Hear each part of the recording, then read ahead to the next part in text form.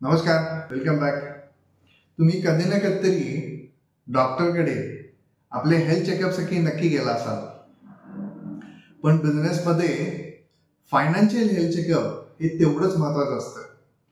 आता financial health checkup म्हणजे नक्की काय, ते काय प्रकार असतो, ह्याच्यासाठी हा व्हिडिओ नक्की बघा. बऱ्याच गोष्टीची क्लॅरिटी तुम्हाला येईल.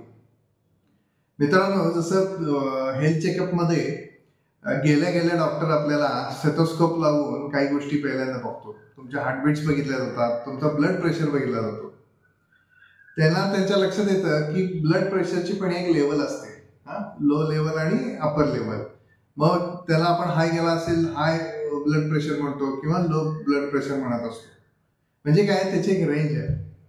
तसंच काही बऱ्याच वेळेला डॉक्टर आपल्याला टेस्ट करायला लावतात.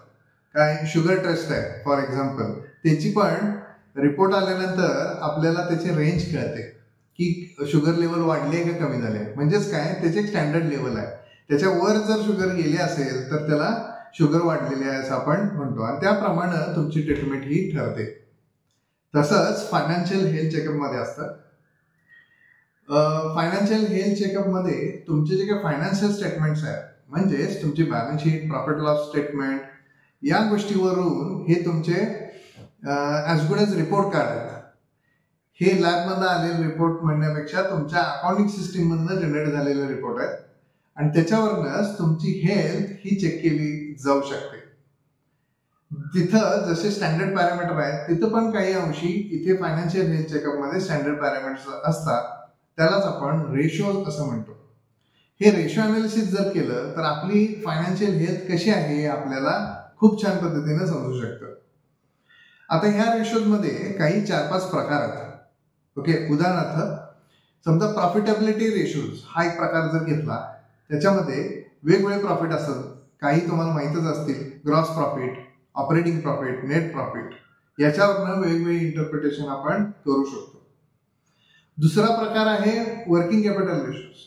तुम्ही तुमचं वर्किंग कॅपिटल किती छान पद्धतीने वापरता, तुमची लिक्विडिटी व्यवसायातली कशी आहे हे दाखवणारे काही रेशोज असतात. उदाहरणार्थ करंट रेशो असेल, क्विक रेशो असेल, वर्किंग कॅपिटल सायकलचे डेज असतील.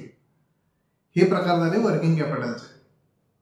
तिसरा प्रकार आपण ऑपरेशनल इफिशियन्सी अशी कॅटेगरी करू शकतो, की ज्याच्यामध्ये तुम्ही तुमच्या ज्या काही असेट्स आहेत त्या छान किती वापरलेल्या आहेत याच्यावरनं याचा अंदाज घेऊ शकतो. उदाहरणार्थ इन्व्हेंटरी टर्नओव्हर रेशो असेल, तुमची इन्व्हेंटरी तुम्ही कमीत कमी किती ठेवता, त्याच्या सायकल्स किती वाढवता, म्हणजेच तुमच्या सेल्सच्या अगेन्स्ट इन्व्हेंटरी लेवल काय आहेत याच्यावरनं याचा अंदाज येतो.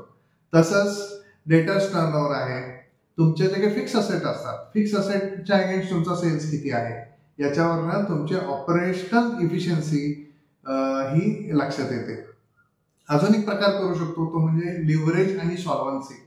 या कॅटेगरीमध्ये सर्वांना माहिती आहे, आपण जेव्हा काही बॉरोड फंड्स घेत असतो, म्हणजेच लोन्स घेत असतो, त्याच्या अगेन्स्ट आपलं इक्विटी कॅपिटल किती आहे, नेटवर्क किती आहे, ह्याचा अंदाज ह्या लिक्विडिटी किंवा सॉल्व्हन्सी रेशोवरनं आपल्याला येत असतो. सॉल्व्हन्सी रेशोज काय दाखवतात, तुमचे जे काही नेटवर्क आहे त्याच्या अगेन्स्ट तुम्ही किती लोन उचललेत आणि किती रिस्की लेवलला या लोनचं प्रमाण गेलेलं आहे हे दाखवणारे रेशो म्हणजे हे रेशोज असतात. त्याच्यामधला उदाहरण द्यायचे म्हटले तर एक असतो डेट इक्विटी रेशो, दुसरा असतो total outside liabilities to your net worth. म्हणजे टोटल तुमचे बॉरोड फंड्स म्हणजेच लोन्स धरून बाकीच्या पण जे काही लायबिलिटीज आहेत या दोघांना मिळून आपण टोटल आउटसाइड लायबिलिटीज म्हणतो. त्याच्या अगेन्स्ट तुमची नेटवर्थ किती आहे हे त्याच्यामधून दिसतं. दुसरा एक उदाहरण द्यायचं म्हटलं तर DSCR म्हणून असतो, तो म्हणजे डेट सर्व्हिस कव्हरेज रेशो. म्हणजे जे काही तुम्ही डेट उचललेले आहेत त्याच्या अगेन्स्ट तुम्हाला जे काही सर्व्हिस करायचे म्हणजे रिपे करायचे आहे त्याच्या अगेन्स्ट तुम्हाला तुमच्याकडे अवेलेबल प्रॉफिट किती आहे हा दाखवणारा रेशो म्हणजे DSCR असतो. हे काही अशा प्रकारचे रेशोज असतात, त्याच्यावरनं तुमची फायनान्शियल हेल्थ किती स्ट्रॉंग आहे याच्यावरनं चेक होऊ शकतं.